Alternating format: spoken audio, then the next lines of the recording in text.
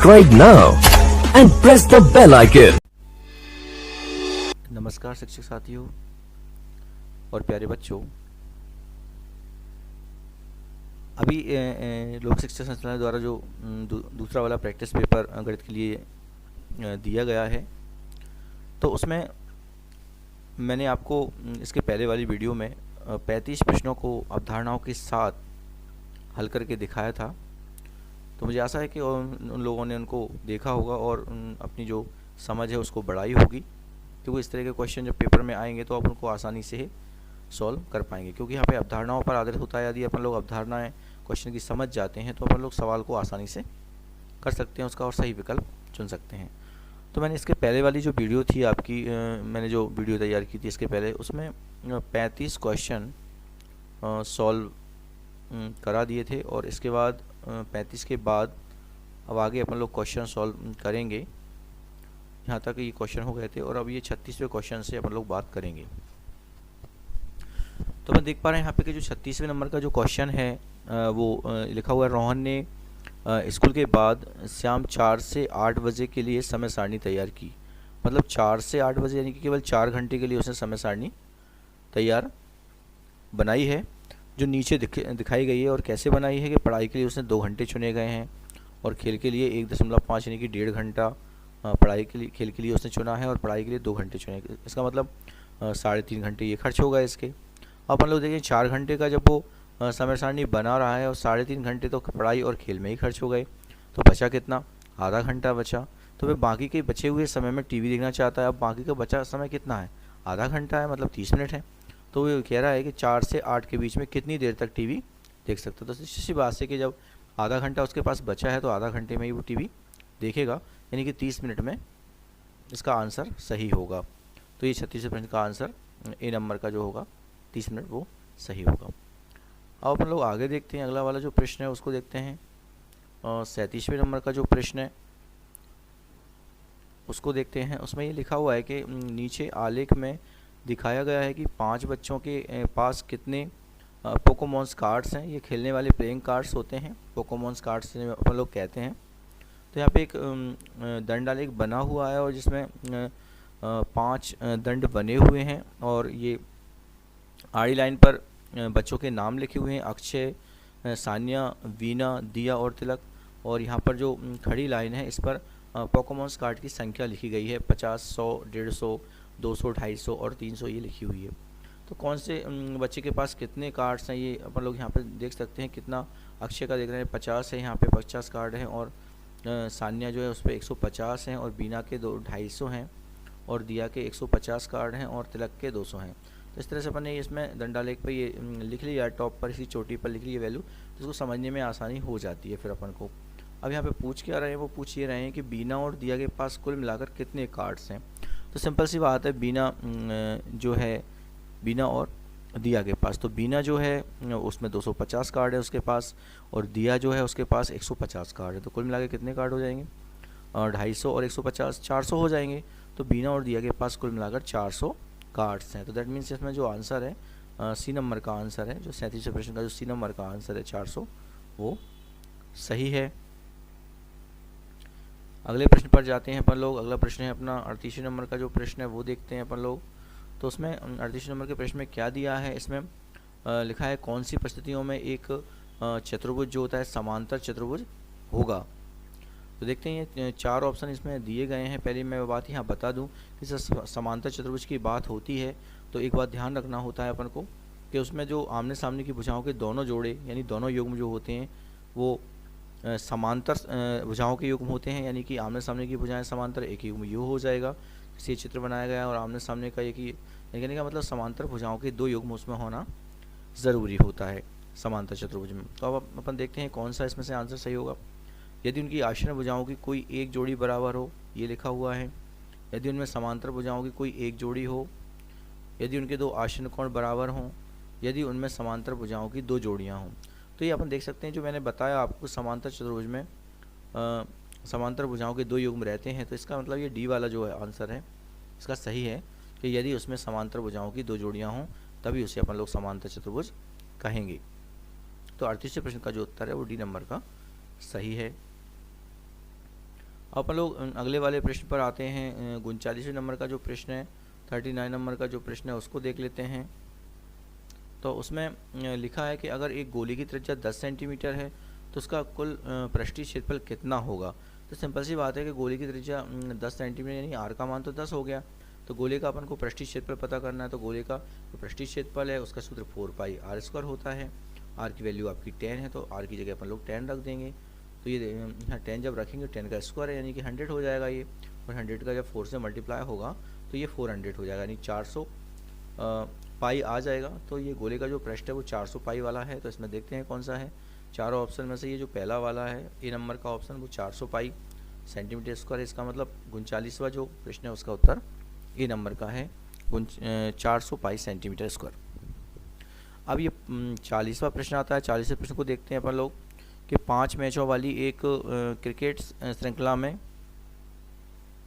4 मैचों में लक्ष्मण का औसत स्कोर 42 रन प्रति मैच है और 5 मैचों में राहुल का औसत स्कोर 37 रन प्रति मैच था।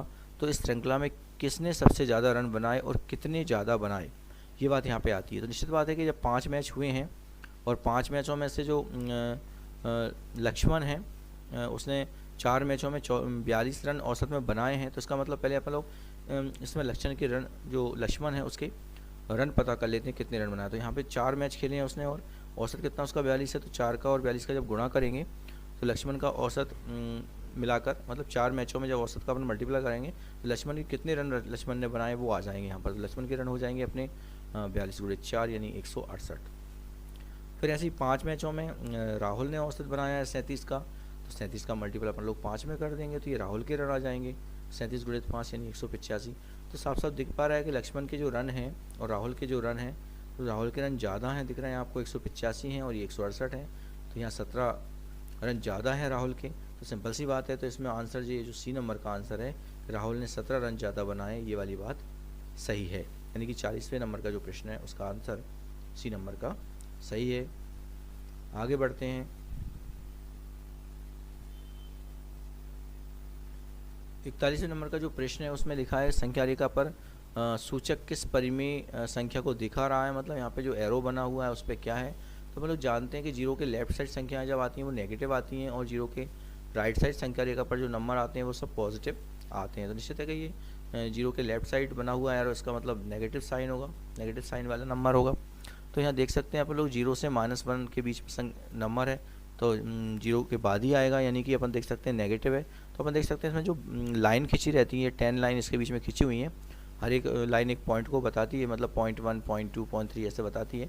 0.1 तो ये 0.1 का पहला वाला नंबर हो जाएगा और 0.2 तो ये पॉइंट वाले सभी नंबर रहते हैं बीच वाले, 0.1 0.2 ये जीरो दिख रहा है कि अपन को ये 0.2 पर ये एरो बना हुआ है, चूँकि नेगेटिव साइड है तो वो नेगेटिव यानी माइनस के 0.2। तो इसका जो आंसर है वो बी नंबर का सही होगा, -0.2। तो इस तरह से ही अपन लोग इसका आंसर 41वें प्रश्न का आंसर बी नंबर का सही होगा। अब आगे बात आती है 42वें नंबर का जो क्वेश्चन है वो देखते हैं अपन लोग उसमें क्या लिखा हुआ है। तो 42वें नंबर का जो क्वेश्चन है उसकी अवधारणा को समझते हैं कि नरेंद्र साइकिल चलाकर एक जगह जाकर वापस आना चाहता है जो उसके घर से 18 किलोमीटर दूर है। उसने तय किया है कि वह 12 किलोमीटर प्रति घंटे की गति से साइकिल चलाएगा और साइकिल चलाने में जितना समय लगेगा उसके अलावा वो 4 घंटे के समय विश्राम में लेगा। अगर उसे दिन में ठीक 1 बजे घर वापस पहुंचना होगा तो सुबह घर से कितने बजे निकलना पड़ेगा उसको, ऐसा वो कह रहे हैं। तो यहाँ पे बात आती है कि वो साइकिल से जब 18 किलोमीटर दूर जाता है और वापस घर पे आता है तो उसकी जो दूरी है वो डबल हो जाएगी, क्योंकि वो 18 जाएगा और 18 किलोमीटर वापस आएगा, यानी 36 दूरी हो जाएगी। दूरी कितनी हो जाएगी? 36 किलोमीटर हो जाएगी। अब इसमें जो चाल है उसकी वो कितनी है? वो चाल है 12 किलोमीटर प्रति घंटा। तो अपन लोग चाल से और दूरी से समय निकालेंगे, कितना समय उसको लगता है 36 किलोमीटर दूर चलने में। तो अपन लोग दूरी वाला जो समय है उसको यूज़ करते हैं। चाल बराबर होता है अपन जानते हैं दूरी बटे समय, तो समय निकालना है इसमें तो दूरी बटे चाल हो जाएगी। दूरी कितनी हो जाएगी अपनी? दूरी हो जाएगी अपनी 36 और इसकी चाल कितनी है? 12 है। तो 36 में जब 12 का भाग जाएगा तो 3 घंटे, यानी 3 घंटे समय लगेंगे उसको 18 किलोमीटर दूर जाने में और वापस घर तक 18 किलोमीटर वापस आने में, यानी कि 36 किलोमीटर की दूरी तय करने में उसको 3 घंटे का समय लगेगा। लेकिन वो 4 घंटे विश्राम भी करेगा, इसमें लिखा है सवाल में कि 4 घंटे वो विश्राम भी करता है। जब 3 घंटे उसको आने जाने में लगते हैं और 4 घंटा वो विश्राम करता है, इसका मतलब 7 घंटे का समय उसे लेगा।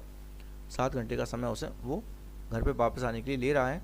अब 1 बजे उसे घर पे पहुंचना है, दोपहर को 1 बजे पहुंचना है, तो 7 घंटे पहले चलना पड़ेगा, और 7 घंटे पहले मतलब 6 बजे, यानी कि 6 बजे वो घर से निकलेगा, तब वो 1 बजे वापस घर पे आ पाएगा। तो इस सवाल में अपन देख पा रहे हैं कि अगर अवधारणा को ठीक से समझा जाए तो आसानी से अपन समझ गए यहाँ पर कि 42वें प्रश्न का उत्तर जो है वो सुबह 6 बजे, यानी कि नरेंद्र को 6 बजे घर से निकलना होगा, जब वो 1 बजे वापस घर लौट कर आ पाएगा। अगला वाला क्वेश्चन आता है यहाँ पे। अगला वाला क्वेश्चन देखते हैं अपन लोग। 43 नंबर का प्रश्न है। इसमें लिखा है कि नीचे एक आलेख दिया गया है, इसमें भारत के 4 अलग अलग क्षेत्रों में पेंटालून की दुकानों की संख्या है। अब संख्या क्या है, चारों क्षेत्रों में बताई गई है। पश्चिम में, चूँकि ये दंडालेख आड़ा बनाया गया है, बाई अक्ष पे बनाया गया है, तो दंडालेख एक्स अक्ष पे भी बन सकता है और बाई अक्ष पे भी बन सकता है। तो पश्चिम में 11 दुकानें हैं और पूर्व में 2 दुकानें हैं और दक्षिण में 8 दुकानें हैं और उत्तर में 5 दुकानें हैं। इस तरह से ये एक दंडालेख बना हुआ है और दुकानों की संख्या नीचे लिखी हुई है, इसी में से अपन लोगों ने ये लिख दी है। ये दिशाएं हैं, तो यहाँ साफ साफ ये दिख रहा है कि इन चारों उत्तर में से कौन सा वाला उत्तर इसके अकॉर्डिंग सही होगा, वो अपन को देखना होगा। तो चलिए देखते हैं। यहाँ लिखा हुआ है भारत में 40 से ज़्यादा दुकानें हैं, तो ये तो अपन देख पा रहे हैं इनका टोटल जब कर रहे हैं अपन तो 26 ही आ रहा है। तो फिर 40 से ज़्यादा दुकानें कैसे हो जाएंगी, तो पहला वाला आंसर रॉन्ग होगा यहाँ पे। दक्षिण में दुकानों की संख्या सबसे ज़्यादा है, दक्षिण में तो 8 है, जबकि इससे भी ज़्यादा दुकानें पश्चिम में, तो ये वाला भी आंसर इसका रॉन्ग हो गया। उत्तर के मुकाबले दक्षिण दुकानों की संख्या दुगनी है, उत्तर के मुकाबले दक्षिण में दुकानों से दुगनी है, तो साफ साफ दिख रहा है कि ये 5 है, तो 5 दूनी 10 नहीं है, मतलब उत्तर से दुगनी नहीं है दक्षिण में, तो ये वाला बात सी नंबर का पार्ट भी अपना गलती हो गया। अब दक्षिण की दुकानों की संख्या उत्तर और पूर्व की दुकानों की संख्या के जोड़ से ज़्यादा है, तो उत्तर और पूर्व का जो जोड़ते हैं अपन लोग, उत्तर और पूर्व का जोड़ते हैं तो 7 आता है और दक्षिण का 8 है। तो सही बात है कि दक्षिण की दुकानों की संख्या उत्तर और पूर्व की संख्याओं की जोड़, दोनों संख्याओं के जोड़ से ज़्यादा है। इसका मतलब चौथा वाला विकल्प इसका सही है। तो जो क्वेश्चन नंबर 43 है उसका डी नंबर का जो आंसर है वो सही है। अब अपन लोग आगे बढ़ते हैं और ये अगला वाला प्रश्न अपन लोग देखते हैं। 44 नंबर का जो प्रश्न है वो देखते हैं अपन लोग यहाँ पे। तो ये 44 नंबर के प्रश्न में क्या एक पैटर्न बना हुआ है, जब किसी संख्या को त्रिकोणीय ग्रिड के बिंदुओं द्वारा दिखाया जा सके तो उसे त्रिकोणीय संख्या कहते हैं। तो त्रिकोणीय संख्या इस तरह से ये ग्रिड बने हुए हैं, तो नीचे दिया गया संख्या पैटर्न दिखाया गया है जो त्रिकोणीय संख्याओं से बना हुआ है। तो यहाँ पे पहले में देखो 3 यहाँ पे बिंदु आ रहे हैं इसमें, और फिर दूसरे वाले चित्र में ये 6 बिंदु आ रहे हैं, और तीसरे वाले बिंदु उसमें 10 बिंदु आ रहे हैं, और अगले वाले में अपन को फिर बताना है कि अगली वाली त्रिकोणमितीय संख्या कितनी होगी। तो इसमें अपन लोग ध्यान से ये बात देखेंगे कि पहले ये जो भुजाएं में बनी हुई हैं उन भुजाओं में कितने कितने पॉइंट आ रहे हैं। तो इसमें अपन देख रहे हैं हर भुजा में 2 पॉइंट हैं, इस वाले में हर भुजा में 3 पॉइंट आ गए हैं, इस वाले में हर भुजा में 4 पॉइंट आ गए हैं। तो निश्चित है कि अगले वाले में हर भुजा में 5 पॉइंट आएंगे, और उनकी संख्या कैसे फाइंड आउट करेंगे। तो इसमें साफ साफ ये दिख रहा है कि अपन लोग किस तरह का ये पैटर्न इसमें यूज़ हो रहा है। अगर इसमें अपन +3 जोड़ते हैं तो 6 पे पहुँच जाते हैं, फिर एक बढ़ा के 4 जोड़ते हैं तो 10 पे पहुँच जाते हैं, फिर एक बढ़ाएंगे तो 15 पे पहुँच जाएंगे। तो इसमें साफ साफ दिख रहा है इसमें पैटर्न बढ़ा हुआ है कि जो पैटर्न है उसमें एक जोड़ के आगे बढ़ना है। तो यहाँ 3 चूँकि पॉइंट हैं, +3 करेंगे तो ये 6 पे पहुँच जाएंगे अपन लोग, और 6 में फिर इससे एक ज़्यादा यानी कि +4 ऐड करेंगे तो 10 हो जाएगा, और 10 में फिर जब ये 4 ऐड हुआ तो अगले वाले में 5 ऐड करेंगे अपन लोग, 10 में 5 ऐड करेंगे तो 15 हो जाएगा।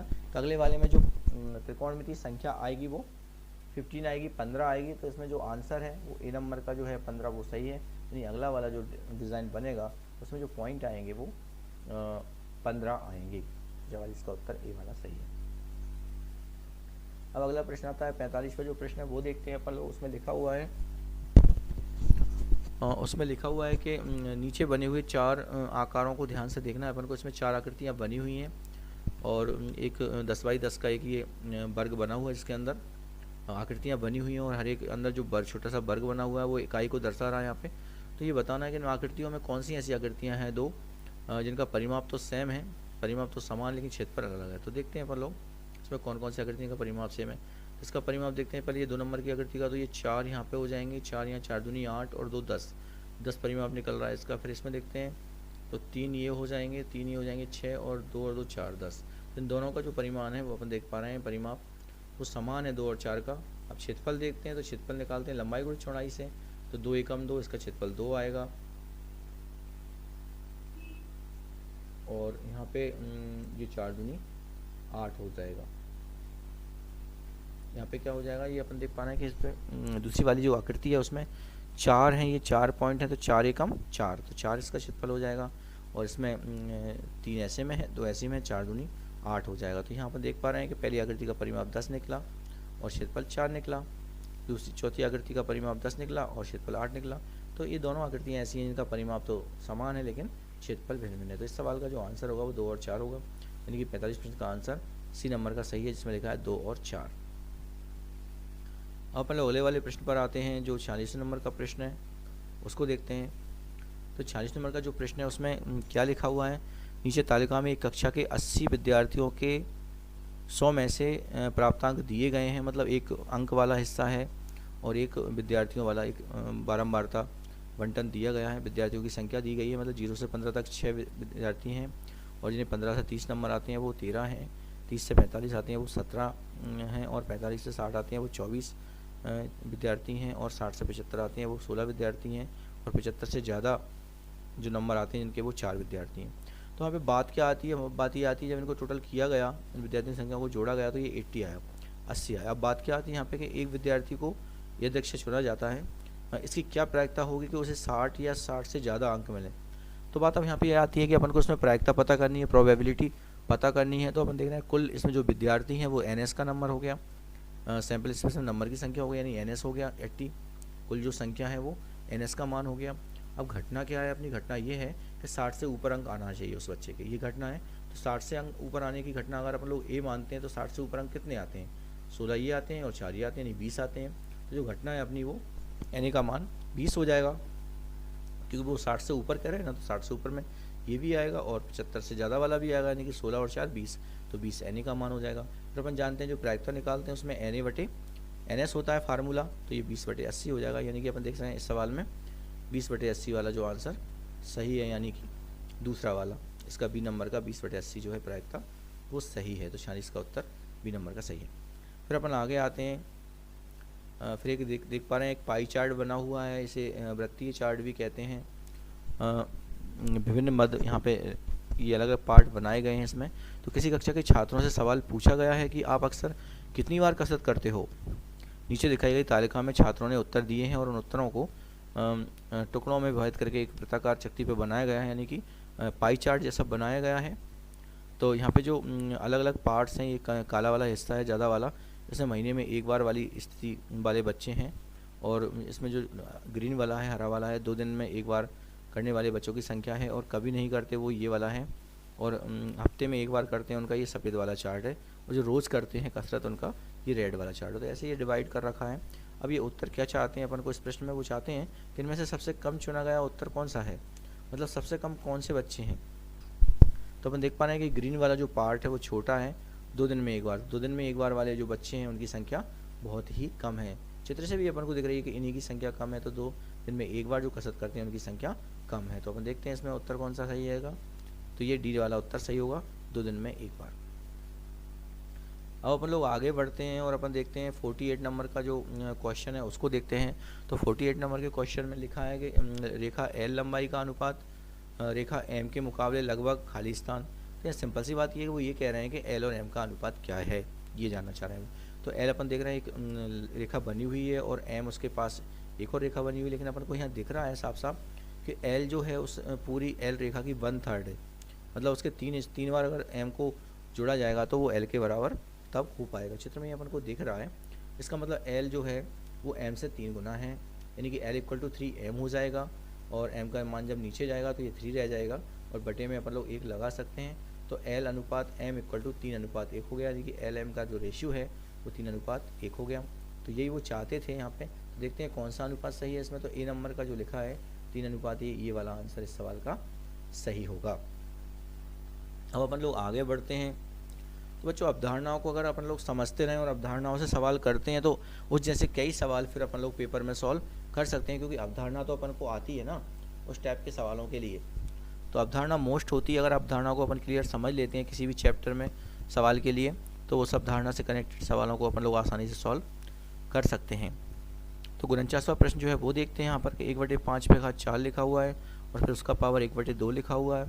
तो इसमें से सॉल्व करने पर कौन सा आंसर इसमें मैच करता है वो अपन लोग देखते हैं। तो इसको जब सॉल्व करेंगे तो तो 1/2 में ये 2 से ये 4 कट जाएगा, 2 बार यहाँ दिख रहा है आपको, ये 2 से 4 कट जाएगा, तो इस पर 2 पावर रह जाएगा और 2 पावर 5 पे आ जाएगा नीचे आके। और नीचे की संख्या जब ऊपर जाती है तो वो नेगेटिव पावर उसकी हो जाती है, यानी कि ये 5 का वर्ग है, ये मतलब 5 का स्क्वायर है, ये 5 का -2 हो जाएगा ऊपर जाके, यानी कि ये आंसर इसका सी नंबर का सही है। इसमें 5 की पावर -2 लगी हुई है, तो ये वाला इसका मान सही है। 49 प्रश्न का हल सी नंबर का है।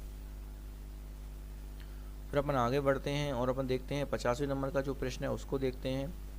तो 50वें नंबर के प्रश्न में एक त्रिभुज बना हुआ है और कह रहे हैं कि आकृति में जो छायांकित हिस्सा है उसका क्षेत्रफल अपन को पता करना है। तो ये हिस्सा छायांकित दिख रहा है आपको, इसकी जो आधार है वो 3 सेंटीमीटर है और इसकी जो हाइट है, ऊंचाई है, वो 6 सेंटीमीटर इस त्रिभुज की है।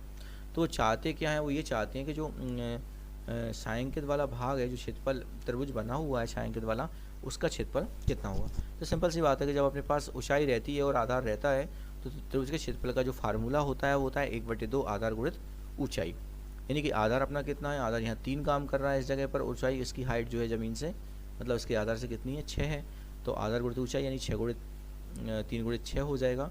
और 2 से जब 6 कटेगा तो 2 बार कटेगा, 3 बार कट जाएगा, तो 3 त्रिका 9, तो 9 सेंटीमीटर इसका आ जाएगा क्षेत्रफल, 9 सेंटीमीटर वर्ग, सॉरी। तो ये 9 सेंटीमीटर वर्ग कहाँ है, इसमें देख सकते हैं अपन लोग, यहाँ वर्ग लगाना यहाँ भूल गए हैं इसमें। तो अपन उत्तर देखते हैं यहाँ पे 9 सेंटीमीटर वर्ग, क्योंकि ये क्षेत्रफल है और क्षेत्रफल में अपन जानते हैं कि इकाई जो है वो वर्ग वाली रहेगी। फिर अगले वाले प्रश्न में अपन लोग आते हैं। अगला वाला प्रश्न अपना जो 50 नंबर का है, 51 नंबर का है, वो देखते हैं। तो उसमें लिखा है कि एक बेलन की ऊंचाई 20 सेंटीमीटर है और पृष्ठ की परिधि 16 पाई सेंटीमीटर है। तो परिधि दी गई है और ऊंचाई मतलब एच का मान 20 दे रखा है और पृष्ठ की परिधि 16 दी गई है। तो अब चाहते क्या है, ये चाहते हैं बेलन का संपूर्ण पृष्ठ कितना होगा, इन चारों में से वो अपन को बताना है। तो पृष्ठ की परिधि जो है 2 पाई आर इक्वल टू 16 पाई हो गया। तो अपन देख पा रहे हैं यहाँ पे कि पाई से पाई कट जाएगा और ये आर की वैल्यू इससे कटने के बाद 8 आ जाएगी। तो 8 सेंटीमीटर यहाँ आर की वैल्यू आ गई है और एच की वैल्यू 20 सेंटीमीटर है। तो इनकी मदद लेकर बेलन का संपूर्ण पृष्ठ निकाल लेंगे। इसका फार्मूला ये होता है, बेलन का संपूर्ण पृष्ठ 2 पाई आर कोष्टक में आर प्लस एच। तो एच की वैल्यू रख देंगे, आर की वैल्यू रख देंगे। तो एच की जब आर की वैल्यू यहाँ रख देंगे तो ये सॉल्व करने पर 448 पाई सेंटीमीटर वर्ग आ जाएगा। तो देखते हैं चारों में कौन सा आंसर सही है। तो इसमें देख रहे हैं आंसर ये सी नंबर का सही है, 448 पाई सेंटीमीटर वर्ग। तो 51वें प्रश्न का उत्तर सी नंबर का सही है। फिर अपन आगे आते हैं और 52वें नंबर का प्रश्न को देखते हैं। उसमें क्या है, इसमें लिखा है कि एक गोले का पृष्ठीय क्षेत्रफल 36 पाई सेंटीमीटर वर्ग है, उसका आयतन ज्ञात कीजिए। तो अपन पहले गोले का जो क्षेत्रफल है, मतलब पृष्ठीय क्षेत्रफल है, वो 36 पाई के बराबर हो जाएगा। यानी गोले का जो पृष्ठीय क्षेत्रफल होता है वो अपन जानते हैं कि पाई आर स्क्वायर होता है। तो पाई आर स्क्वायर का मान 36 पाई के बराबर होगा। जब जैसे सॉल्व करेंगे तो आर स्क्वायर का मान 9 आएगा और आर का वैल्यू 3 आएगा। अब गोले का आयतन अपन को चूँकि फाइंड आउट करना है, तो गोले का जो आयतन होता है वो 4/3 पाई आर क्यू होता है। तो यहाँ पे अपन ने आर का जो वैल्यू है 3 वो यहाँ पे रख दिया। तो कितना हो जाएगा, ये 27 हो जाएगा। 3 से ये कट जाएगा और जो 9 बचेगा यहाँ पे 9 चौके 36 पाई यहाँ पे आ जाएगा। तो इस वाले प्रश्न का उत्तर जो है वो ए नंबर का सही है, 36 पाई सेंटीमीटर घन। फिर ये 53वें नंबर का प्रश्न आता है। इसमें अपन देखते हैं कि एक लंबवृत्तीय बेलन का वक्र पृष्ठीय क्षेत्रफल 8.8 मीटर, एक लंबवृत्तीय बेलन का वक्र पृष्ठीय क्षेत्रफल 8.8 मीटर वर्ग है। यदि बेलन के आधार की त्रिज्या 1.4 मीटर हो तो उसकी ऊंचाई पता करिए और पाई का मान 22/7 उपयोग करना है। तो बेलन का वक्र पृष्ठ 2 पाई आर एच 8.8 है। इसकी वैल्यू अपन ने आर की वैल्यू रख दी, पाई की वैल्यू रख दी और एच का वैल्यू जब फाइंड आउट किया तो एच की वैल्यू 1 आई यहाँ पर। लेकिन चाहिए क्या अपन को, त्रिज्या तो 1.4 दी गई है और रेडियस अपनी एच का वैल्यू 1 आ गया है। तो यहाँ पे अपन देख पा रहे हैं कि इनको ऊंचाई ही चाहिए थी, इसकी ऊंचाई मतलब एच चाहिए होता, तो एच का मान यहाँ 1 आ गया। तो इसमें चारों में से जो है बी नंबर का जो उत्तर है 1 मीटर, ये सही है। मतलब 53वें प्रश्न का उत्तर जो बी नंबर का है वो 1 मीटर वो सही है। 54वां प्रश्न अपन लोग देखते हैं। तो 54वें प्रश्न में क्या आ रहा है यहाँ पे, किसी शंकु की ऊंचाई और त्रिज्या क्रमशः 3.5 सेंटीमीटर, मतलब ऊंचाई जो है वो 3.5 सेंटीमीटर, मतलब एच का मान 3.5 सेंटीमीटर है और त्रिज्या का मान 3 सेंटीमीटर है। शंकु का आयतन निकालना, तो सिंपल ही बात है यहाँ पे कि पाई का मान 22/7 उपयोग करना है। तो शंकु के आयतन का जो फार्मूला होता है वो 1/3 पाई आर स्क्वायर एच होता है। यहाँ सभी की वैल्यू यहाँ पे रख देंगे, मल्टीप्लाई करेंगे तो ऑप्टेंड होगा 33 सेंटीमीटर घन। तो इसमें आप देख सकते हैं कि पहला आंसर ही 33 सेंटीमीटर घन है, तो 54वें प्रश्न का आंसर ए नंबर का हो जाएगा। फिर आगे बढ़ते हैं, अपन लोग देखते हैं कि एक वृत्ताकार चक्ति की त्रिज्या 14 सेंटीमीटर है और मोटाई 2 सेंटीमीटर है। तो त्रिज्या आर का मान 14 हो गया और मोटाई 2 सेंटीमीटर है। ऐसी 25 शक्तियों को एक के ऊपर एक रखकर एक ठोस लंबवृत्तीय बेलन बनाया जाता है। तो अपन लोग देख सकते हैं जैसे सिक्के, जब अपने पास सिक्के होते हैं और सिक्कों को अपन लोग एक के ऊपर एक रखते हैं तो वो एक बेलन की आकृति निर्मित हो जाती है। जैसे आपको यहाँ चित्र में नज़र आ रही होगी ये वाली, जब बहुत सारे सिक्के अपन एक के ऊपर एक रखते हैं तो वो एक बेलन जैसी डिज़ाइन बन जाती है। तो यहाँ पे जो सिक्का है उसकी मोटाई 2 सेंटीमीटर है और 25 ऐसी चक्तियाँ हैं, मतलब 25 सिक्के मान सकते हैं। तो 2 सेंटीमीटर का एक सिक्का है तो 25 दूनी 50, यानी 50 जो है इसकी हाइट हो जाएगी। एच का मान 50 हो जाएगा और आर का मान तो 14 यहाँ है ही अपने पास। अब इनको चाहिए क्या, इनको बेलन का वक्रपृष्ठ चाहिए। तो बेलन का वक्रपृष्ठ 2πr/h होता है। यहाँ सबके मान रख दिए, आर का मान रख दिए 14, एच का मान 50 रख दिया। सॉल्व किया तो 4400 सेंटीमीटर वर्ग आ गया और ये इस सवाल में तीसरे नंबर का है, यानी सी नंबर का जो है वो आंसर सही है, 4400 सेंटीमीटर वर्ग। तो 55वें प्रश्न का आंसर सी नंबर का सही है। अब अगला प्रश्न आता है 56वें नंबर का जो प्रश्न आता है वो देखते हैं अपन लोग। 56वां जो प्रश्न उसमें लिखा हुआ है कि ax वर्ग प्लस bx प्लस c बराबर 0 के मूल वास्तविक व समान होंगे। तो अपन जानते हैं जब मूलों की प्रकृति पता करते हैं तो यहाँ विभक्ति कर की ज़रूरत पड़ती है और विभक्ति कर का फार्मूला d बराबर b² माइनस 4ac होता है। चूँकि यहाँ वास्तविक और समान होने की शर्त लागू करना है तो विभक्ति कर का मान निश्चित है 0 होगा इस कंडीशन में। तो अपन ने ये विभक्ति कर का मान 0 वाला शर्त यहाँ पे काउंट होगी। तो अपन देख सकते हैं कौन सा है 0 वाला पार्ट, तो ये तो है नहीं, बी भी नहीं है और सी भी नहीं है 0 वाला, तो ये है यहाँ पर अपन देख सकते हैं b² माइनस 4ac = 0। तो ये समान मूल समान होने के लिए और वास्तविक होने के लिए विभक्ति कर का मान 0 होना चाहिए। तो ये डी नंबर का जो हिस्सा है वो सही है। अब ये 57 नंबर का जो प्रश्न आता है उसमें अपन देख पा रहे हैं कि 1 2 3 4 मतलब संख्याएं दी गई हैं और उनका माध्य निकालना है। तो जैसे ही माध्य जब दिमाग में आता है तो सिंपल सी अवधारणा जनरेट होती है, उसमें लगता है कि सभी को जोड़कर संख्या का भाग देना है।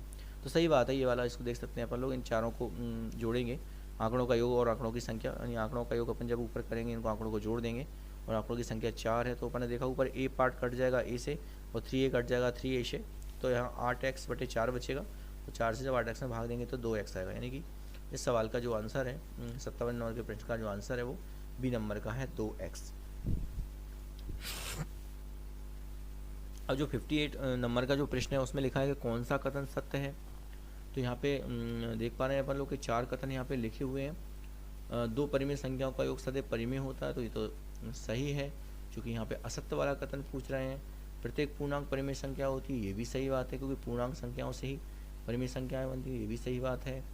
प्रत्येक अपरिमेय संख्या वास्तविक संख्या होती है, ये भी सही बात है, क्योंकि अपरिमेय संख्या और परिमेय संख्या को मिलाकर वास्तविक संख्याएं बनती हैं। इसका मतलब सी वाला जो है वो भी सही है। लेकिन डी वाले में कह रहे हैं कि प्रत्येक वास्तविक संख्या परिमेय संख्या होती है, तो उल्टा सच नहीं हो सकता। तो यहाँ अपन इस चित्र में देख पा रहे हैं कि वास्तविक संख्या परिमेय संख्या और अपरिमेय संख्या से मिलकर बनती है और परिमेय संख्या पूर्णांक से बनती है। लेकिन यहाँ पे ये कह रहे हैं कि प्रत्येक वास्तविक संख्या परिमेय, मतलब बड़ा वाला क्षेत्र छोटा वाला होना संभव नहीं है। तो ये डी नंबर का जो है वो गलत है। मतलब प्रत्येक परिमेय संख्या वास्तविक तो हो सकती है, लेकिन प्रत्येक वास्तविक संख्या परिमेय हो ऐसा निश्चित नहीं है। तो ये डी वाला जो पार्ट है वो असत्य कथन है। ठीक है, आगे बढ़ते हैं। अब ये 59 नंबर का जो क्वेश्चन आया वो देखते हैं। इसमें लिखा हुआ है कि एक वर्ग की जो विकर्ण है वो 4√2 मीटर है, तो उसका क्षेत्रफल ज्ञात कीजिए। तो अपन जब वर्ग का विकर्ण है तो पहले वर्ग के विकर्ण से अपन लोग भुजा पता कर लेंगे और वर्ग के विकर्ण का जो फार्मूला होता है वो होता है a√2। तो ये काय के बराबर होगा, ये 4√2 के बराबर होगा। तो अपन देख पा रहे हैं यहाँ पर कि √2 से √2 कट जाएगा और ये का मान 4 आएगा, मतलब भुजा कितनी आ जाएगी, 4 आ जाएगी भुजा। अब भुजा जब आ गई है तो फिर क्षेत्रफल निकालना आसान है वर्ग का, तो अपन को स्क्वायर ही करना है केवल। तो ए का मान जब 4 है तो a² का मान 16 हो जाएगा, सिंपल सी बात है।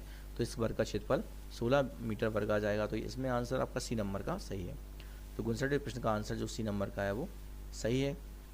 अब आता है 60वें नंबर का प्रश्न। तो 60वें नंबर का जो प्रश्न है उसमें लिखा है कि 2 सिक्कों को एक साथ उछाला जाता है, सभी चित्त प्राप्त होने की प्रायिकता ज्ञात दीजिए। तो ये चित जो शब्द होता है वो हेड के लिए यूज़ करते हैं और जो पट शब्द होता है वो टेल के लिए यूज़ करते हैं। हेड टेल अपन लोग जब सिक्के को उछालते हैं तो उसमें हेड टेल होता है ना, वैसे ही हेड के लिए अपन लोग चित कहते हैं और टेल के लिए पट कहते हैं। तो यहाँ पे हेड की बात चल रही है, सभी हेड प्राप्त होने के 2 सिक्कों को फेंकते हैं तो कौन कौन सी सिचुएशन पैदा होती हैं, चलिए देख लेते हैं। तो अपन लोगों ने ये देखा कि जब 2 सिक्कों को फेंका जाएगा तो हो सकता है दोनों पे हेड आ जाए, हो सकता है पहले पे हेड दूसरे पे टेल आ जाए, हो सकता है पहले पे टेल दूसरे पे हेड आ जाए, या फिर दोनों पर टेल आ जाए। तो मतलब 4 सिचुएशन ऐसी हो सकती हैं जो 2 सिक्कों को फेंकने पर बनेगी। यानी NS का मान अपना कितना हो जाएगा, 4 हो जाएगा। और चूंकि ये सभी चित्त प्राप्त होने की बात कर रहे हैं तो एक सिचुएशन ही ऐसी है जिसमें दोनों सिक्कों पर चित्त आ रहा है, मतलब हेड आ रहा है, तो वो एक सिचुएशन यहाँ पे मौजूद है। तो ए में केवल एक एलिमेंट आएगा, यानी Na का मान आपका 1 हो जाएगा, तो NS का मान आपका 4 हो गया, Na का मान आपका 1 हो गया। तो प्रायिकता निकालेंगे तो PA बराबर Na/NS, तो Na का मान 1 है और NS का मान 4 है। तो इस वाले सवाल का आंसर 1/4 हो जाएगा प्रायिकता। तो 60वें प्रश्न का आंसर सी नंबर का सही है, 1/4। अब जो 61वां प्रश्न आता है उसमें लिखा हुआ है कि संख्याओं 5, 16, 21, 23 और 7 की माध्यिका ज्ञात कीजिए। तो जब माध्यिका की बात सवाल में आती है तो निश्चित है कि इसमें क्रम की विशेष आवश्यकता पड़ती है। संख्याओं को क्रम से लिखना होता है, चाहे अवरोही क्रम में लिख दीजिए चाहे आरोही क्रम में लिख दीजिए, लेकिन चूंकि आरोही क्रम ज़्यादा बेस्ट होता है, बढ़ता हुआ क्रम, तो अपन लोग आरोही क्रम में संख्याओं को जमाना पड़ता है। जब भी माध्यिका की बात चलती है तो संख्याओं को अपन आरोही क्रम में जमा दिया तो ये 5 आएगा, फिर 7 आएगा, फिर 16 आएगा, फिर 21 आएगा और फिर 23 आएगा। तो यहाँ पे हम देख पा रहे हैं कि जो नंबर्स हैं वो संख्या कितनी है, वो 5 संख्याएं हैं, यानी n का मान यहाँ पे 5 है। तो माध्यिका जब अपन लोग n का मान 5 है, विषम है, तो विषम कंडीशन में जब n विषम होता है तो उस कंडीशन में माध्यिका निकालने का फार्मूला n+1/2 का पद होता है। तो n का मान यहाँ पे 5 आ रहा है, तो 5 और 1 6, 6 में 2 का भाग देंगे 3, यानी तीसरा पद। तो इसमें क्रम से अपन देखेंगे तीसरा पद कौन सा है, 5 है, 7 है, 16 है तीसरा पद। तो यहाँ माध्यिका इस सवाल की 16 हो जाएगी, यानी कि 61वें प्रश्न का उत्तर सी नंबर का 16 सही है। आगे बढ़ते हैं अपन लोग, 62वां प्रश्न है। तो यहाँ पे बात आती है sine 21 degree, sine 69 degree, cos 69 degree plus cos 21 degree और साइन 69 डिग्री। तो अपन जानते हैं कि जो कॉस लिखा हुआ है 69 डिग्री, इस कॉस को अपन लोग साइन में बदल सकते हैं। तो यहाँ पे 90 - थीटा अपन जानते हैं, साइन 90 - थीटा कॉस थीटा होता है और कॉस 90 - थीटा साइन थीटा होता है। तो इसको अपन लोगों ने ये जो लिखा हुआ है कॉस 69, इसको अपन ने साइन 90 - थीटा लिख लिया, और जो साइन 69 लिखा हुआ है इसको कॉस 90 - थीटा लिख लिया। तो अपन जानते हैं कि साइन 90 - थीटा कॉस थीटा होता है। जब इसे घटाएंगे अपन लोग यहाँ से 90, मतलब कॉस थीटा की जगह पे अपन ने ये वैल्यू यहाँ पे रख दी है 90 - थीटा करके, तो जो 90 में से 69 जाएंगे तो 21 बचेंगे साइन के, और यहाँ भी कॉस के 21 बचेंगे, तो ये साइन का वर्ग हो गया 21 डिग्री और कॉस का वर्ग हो गया 21 डिग्री। यानी कि जब अपन जानते हैं कि तो आइडेंटिटी, फर्स्ट आइडेंटिटी बन गई ट्रिगोनोमेट्री की, त्रिकोणमिति की पहली वाली सरसमीका बन गई, sine square theta plus cos square theta equal to 1, like that.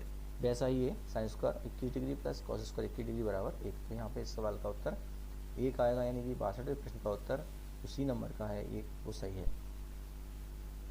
फिर यहाँ पे अगला प्रश्न आता है, यदि साइन थीटा बराबर 3/5 दिया गया है तो कॉस थीटा का मान ज्ञात कीजिए। सिंपल सी बात है कि साइन का मान लंब बटे कर्ण होता है। तो यहाँ पे एक ट्रिएंगल अपन लोग देख रहे हैं यहाँ पर कि इसका मान लंब बटे कर्ण है, तो लंब का मान 3 हो गया और कर्ण का मान 5 हो गया। तो पाइथागोरस प्रमेय लगाकर अपन लोग आधार का मान पता कर सकते हैं, क्योंकि 5 25, 25 में से और 3 त्रिका 9, 25 में से 9 जाएंगे तो अंडर रूट में 16 बचेंगे और उसका वर्गमूल लेंगे, मतलब वर्गमूल लेंगे तो 4 आ जाएगा। तो कहने का मतलब आधार 4 आ जाएगा। अब कॉस के लिए अपन जानते हैं आधार की जरूरत पड़ती है, तो आधार बटे कर्ण होता है, तो आधार का मान 4 हो गया और कर्ण का मान आपका 5 हो गया, यानी कॉस थीटा का मान 4/5 हो जाएगा, जो कि इसका बी नंबर का जो है वो ऑप्शन सही है। अब 64वां प्रश्न आता है, यहाँ दिख रहा है अपन को 64वां। तो यहाँ कॉट 31 डिग्री की वैल्यू पता करना है, वो दिख रहा है यहाँ कॉस 31 डिग्री की वैल्यू। तो अपन जानते हैं कि tan 90 - थीटा कॉट थीटा होता है, तो कॉट को अपन tan में कन्वर्ट कर सकते हैं 90 - थीटा करके, तो 90 - 31 डिग्री हो जाएगा, और 90 - 31 डिग्री का मतलब होगा घटाने पर 59 डिग्री, यानी ये tan 59 डिग्री इसकी वैल्यू होगी, यानी कि ये पहला वाला इसका ऑप्शन जो है 64वें प्रश्न का वो सही है, tan 59 डिग्री। तो अगला आता है 65वां प्रश्न आता है, इसको देखते हैं। इसमें साफ साफ लिखा हुआ है कि सेक 60 डिग्री है और कॉस 30 डिग्री है। इसका अपन को मल्टीपल का मान निकालना है, कितना आएगा इन चारों में से। तो इसे सॉल्व करते हैं। सेक 60 का मान 2/3 होता है और कॉस 30 का मान अंडर रूट 3/2 होता है। तो 2 से 2 यहाँ देख पा रहे हैं कि सेक 60 का मान 2/1 होगा, और कॉस 30 डिग्री का मान √3/2 होगा, तो ये आपस में 2 से 2 कट जाएगा और √3 आएगा। तो अपन देख सकते हैं इस सवाल का जो आंसर है वो सी नंबर का सही है, √3। अब अगले प्रश्न पर आते हैं अपन लोग। 66वां जो प्रश्न है उस पर आते हैं, उसको देखते हैं। किसी वृत्त में एक चाप केंद्र पर 45 डिग्री का कोण बनाता है।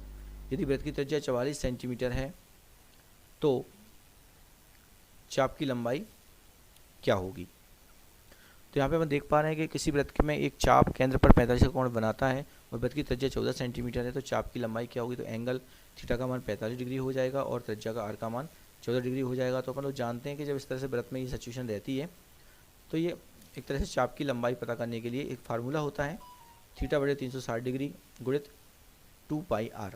तो यहाँ जो वैल्यूज़ हैं, आर का वैल्यू 14 है वो रख देंगे और एंगल यहाँ पे जो थीटा की वैल्यू 45 है वो रख देंगे, तो ये सॉल्व होकर यहाँ पे 11 सेंटीमीटर आ जाएगा, यानी कि चाप की लंबाई 11 सेंटीमीटर आ जाएगी। तो इसका जो पहला वाला जो विकल्प है 66% का 11 सेंटीमीटर वो सही है। फिर अपन देख रहे हैं कि अगला वाला जो प्रश्न है वो अपन देख पा रहे हैं 67वें नंबर का जो प्रश्न है उसमें लिखा है कि दो समीकरण दे रखे हैं, एक 3x + 4y = 5 और एक 9x + 12y = 15। तो अपन जानते हैं कि जब इन सवालों को अपन लोग सॉल्व करते हैं तो पहले इनके रेशियो चाहिए होते हैं अपन को, जिससे ये पता कर पाएंगे कि इनका अगर सवाल इन दोनों समीकरणों का जो सॉल्यूशन है वो कैसा है, वो अद्वितीय हल वाला है कि केवल कोई हल नहीं है सवाल का, या फिर बहुत सारे हल निकलते हैं, अनंत हल निकलते हैं। तो ये सिचुएशन के लिए अपन को इनके रेशियो, करेस्पॉन्डिंग वैल्यू का रेशियो निकालना पड़ेगा। तो ये जो इसकी वैल्यूज़ होती हैं वो a1 b1 c1 होती हैं और इसकी वैल्यू को अपन a2 b2 c2 मान सकते हैं। इनके रेशियो फाइंड आउट करते हैं, तो रेशियो यहाँ फाइंड आउट किया, a1/a2 का मान 3/9 होगा, यानी कट कर 1/3 आ जाएगा। b1/b2 का मान 4/12 होगा, यानी कि कट कर 1/3 आ जाएगा। फिर c1/c2 का मान अपन निकालेंगे -5/15 आ जाएंगे।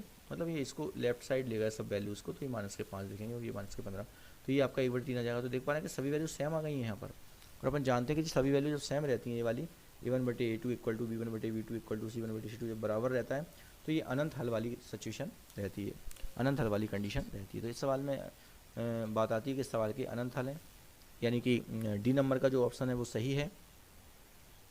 67वें प्रश्न का जो डी नंबर का ऑप्शन है वो सही है कि इसके अपरिमित रूप से अनेक हल हैं, ये वाला ऑप्शन सही है।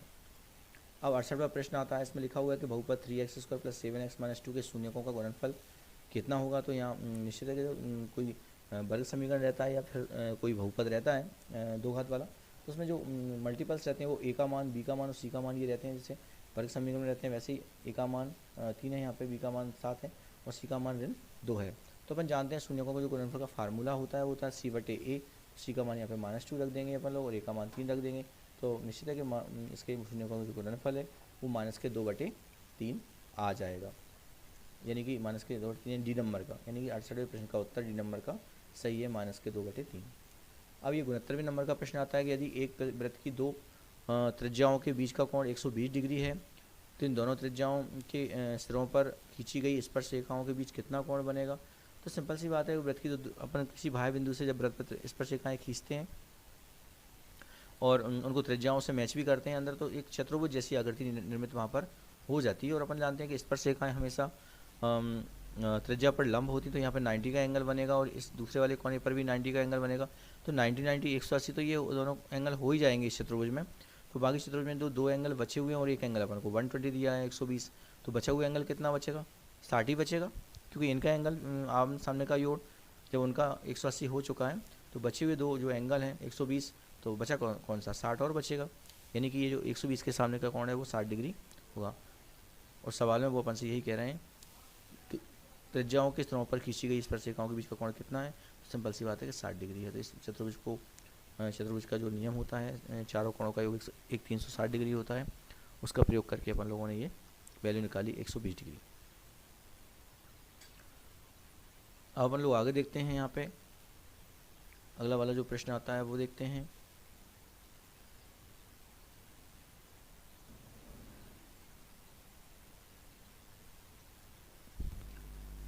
सत्तरवां प्रश्न आता है, इसको देखते हैं अपन लोग यहाँ पर।